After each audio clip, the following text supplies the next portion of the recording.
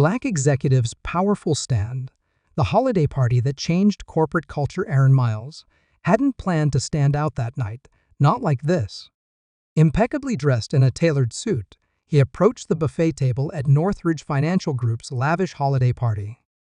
He intended to enjoy the evening, leaving behind the weight of being one of the few black employees in the company.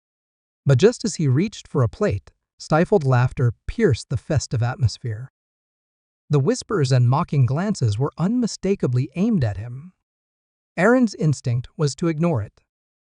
Years of enduring both subtle and blatant prejudice had taught him to keep his head down and carry on. But as the jokes grew louder and sharper, something shifted inside him. This wasn't just about him anymore. Across the room, a younger black colleague stood quietly by the bar, his expression a mix of discomfort and resignation. That look hit Aaron like a punch to the chest. He recognized it all too well, the bitter acceptance of being the target while others stayed silent. Would Aaron let this moment pass, as he had so many times before, or would he risk everything to stand his ground? Silent no more. The moment when office racism met its match, the laughter grew, emboldened by the silence of those who should have intervened.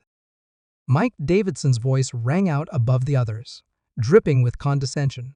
"Man, I think the lights dim when he walks by," Mike joked, nudging Karen Foster, who added with a smirk, "Maybe he just vanishes in the dark."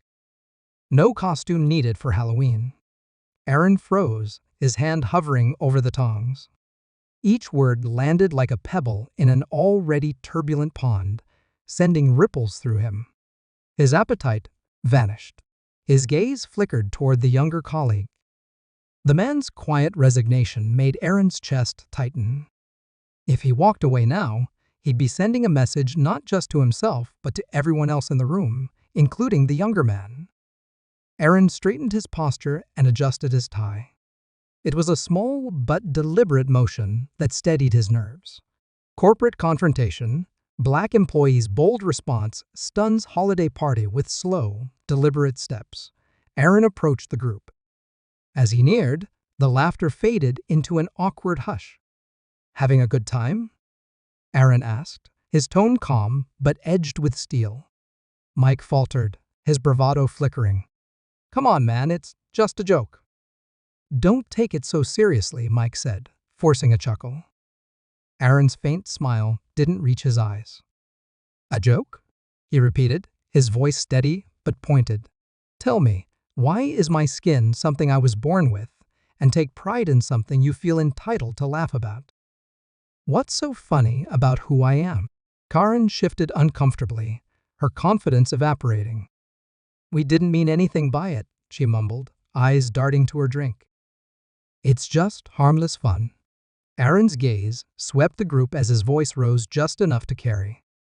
"Harmless? That's easy to say when you're not the target. Jokes like these, they're why people like me have to work twice as hard to be taken seriously. They're why so many in rooms like this stay silent, even when they know better." Breaking corporate silence, how one man's speech transformed workplace culture. Aaron's words echoed through the room, leaving an indelible mark. His courage sparked a ripple effect, forcing everyone to confront their own complicity. What happened that night was more than a confrontation, it was a turning point. For Aaron, it was a moment of personal triumph.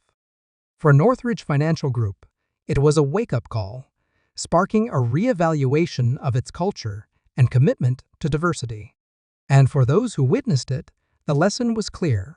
Silence is not an option when standing against injustice. Standing ovation, the speech that made an entire company face racism. The room chose silence over decency. Conversations faltered as more people turned to listen, drawn by the quiet authority in Aaron's voice. He could feel the weight of every eye on him, but instead of shrinking under it, he stood taller. "This isn't just about me," he said, his tone sharpening. "It's about the kind of culture we create when we let words like yours go unchecked. It's about the junior employees watching, wondering if they'll ever be more than a punchline. And it's about me deciding, right here and now, that I won't stand for it." Mike's smirk vanished, replaced by a pale, tight-lipped expression. Karen stared at the floor, her hands fidgeting nervously. The room was impossibly still, as though everyone held their breath, waiting for anyone to speak. Aaron let the silence linger, his gaze unwavering. When he finally broke it, his voice carried a finality that landed like a gavel. "I'm not here to make you comfortable. I'm here because I've earned my place, just like everyone else in this room. Respect that, or learn to face the consequences." The weight of his words left the group visibly shaken. Slowly, the silence gave way to a smattering of applause. It was hesitant at first, but grew stronger as more people joined in. The sound swelled, filling the room with a powerful acknowledgement of the moment. Aaron stood resolute, his expression calm as the applause washed over him. For the first time that evening, he felt a shift not just in the room, but within himself. Leadership awakening, senior partner's unexpected response to racism, challenges the applause faded. Aaron noticed the younger black colleague across the room. The man now stood a little taller, his expression transformed from resignation to something resembling pride. Aaron realized that his actions had extended far beyond confronting Mike and Karen. He had challenged a culture that silently accepted their behavior. By speaking up, he had turned a moment of humiliation into a declaration of self-worth and, perhaps, a turning point for the company. Janet Cooper, the senior partner, approached as the crowd began to disperse. "Thank you," she said quietly, her tone sincere. "We needed this wake-up call. I'll make sure we do better." Aaron nodded, appreciating her acknowledgement. He knew, however, that real change wouldn't come easily. Still, tonight had proven an important truth. When you stand firmly in your beliefs, even the most uncomfortable moments can spark transformation. A ripple of change is stepping outside into the crisp night air. Aaron took a deep breath, letting it fill his lungs. The chill stung his face, but he felt alive, purposeful. He replayed the looks on his colleagues' faces. The awkwardness, the guilt, and the quiet respect. It wasn't about winning their approval. It was about reclaiming his dignity and setting an example for anyone who had ever felt small in the face of prejudice.